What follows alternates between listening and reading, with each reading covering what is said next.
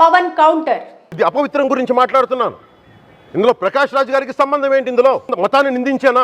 హిందువుల గురించి మాట్లాడితే ప్రకాష్ రాజ్ కి సంబంధం ఏంటి అంటూ విరుచుకుపడ్డారు పవన్ కళ్యాణ్. తప్పు జరిగితే తప్పు జరిగిందని ఒప్పుకోండి, లేదా మాకు సంబంధం లేదని చెప్పండి. అంతేగాని మళ్ళీ అడ్డగోలుగా మాట్లాడితే ఎవ్వరం క్షమించం. ఇక్కడ పవిత్రమైన తిరుమల లడ్డు కల్తీ నేపథ్యంలో తిరుమలలో శాంతి హోమం జరిపించారు టీటీడీ సిబ్బంది. మరోవైపు AP deputy CM Pawan Kalyan ప్రాయశ్చిత్త దీక్ష 11 రోజులు చేపట్టారు. ఇందులో భాగంగా విజయవాడ ఇంద్రకీలాద్రి ఆలయంలో శుద్ధి కార్యక్రమంలో భాగంగా పవన్ కళ్యాణ్ ప్రధాన ఆలయం మెట్లని కడుగుతూ మెట్లకి బొట్టు పెట్టి ప్రత్యేక పూజలు నిర్వహించారు. శాంపుల్స్ తీసుకున్నారు. అంటే ఎవరు ముఖ్యమంత్రి, ఎవరి హయాంలో ఇది? చంద్రబాబు నాయుడు గారు సాక్షాత్తుగా ముఖ్యమంత్రిగా ఉన్న హయాం. అనంతరం మీడియాతో మాట్లాడుతూ వైసీపీ ప్రతిపక్షాలపై విరుచుకుపడ్డారు. నన్ను విమర్శించి వైసీపీ వాళ్ళకి ఒకటే చెప్తున్నా, గొడవ పెట్టుకోవాలి అంటే ఎంత గొడవకైనా సిద్ధమని సవాల్ విసిరారు. సెక్యులరిజం అనేది ఒక సైడ్ ఉంటే కుదరదు, 2 సైడ్ల నుండి రావాలని తెలిపారు.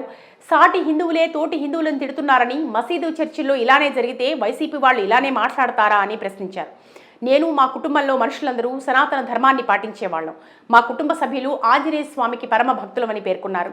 అన్ని మతాలను ఈ దేశం సమానంగా తీసుకుందని, వైసీపీలో హిందువులే దేవాలయాలకు నష్టం జరుగుతుంటే పట్టించుకోవడం లేదని హేళనగా మాట్లాడుతున్నారని మండిపడ్డారు. వారికి అపవిత్రం జరుగుతూ ఉంటే మీరు కల్తీనే మీకు తెలిసి కూడా మీరు ఎందుకు కాముకున్నారు?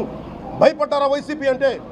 ఇక భూమన కరుణాకర్ రెడ్డి బాధ్యత తీసుకున్నప్పుడు దేవాలయాల్లో పవిత్రతను కాపాడాల్సిన అవసరం ఉందని, ఇప్పుడు ఆయన తిరుమల వెళ్లి హైడ్రామా క్రియేట్ చేస్తున్నాడని, విచారణకు రావాలి అంటే వైవి సుబ్బారెడ్డి రికార్డ్స్ కావాలి అంటున్నాడని, మీరు మాకు రికార్డ్స్ ఇచ్చారా అంటూ సుబ్బారెడ్డిని ప్రశ్నిస్తూ విచారణకు సిద్ధంగా ఉండాలని తెలిపారు. అలాగే ధర్మారెడ్డి ఇష్టానుసారంగా ఎలా వ్యవహరించాడో నేను దర్శనానికి వెళ్ళినప్పుడు చూశానని, ఇప్పుడేమో ధర్మారెడ్డి అడ్రస్ లేడు, ఇంత జరుగుతుంటే ఏమయ్యాడో అంటూ పవన్ ప్రశ్నించారు.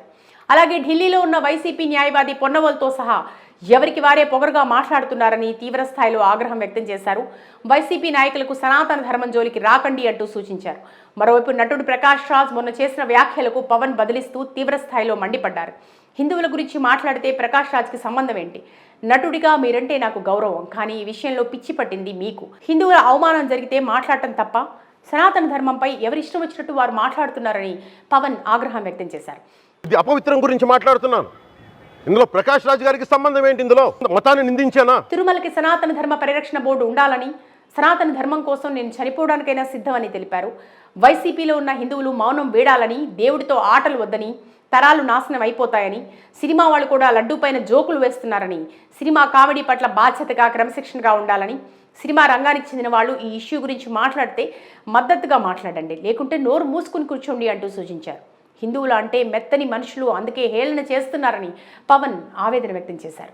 It's not just Prakash Raj garu, all the people who thinks in the name of secularism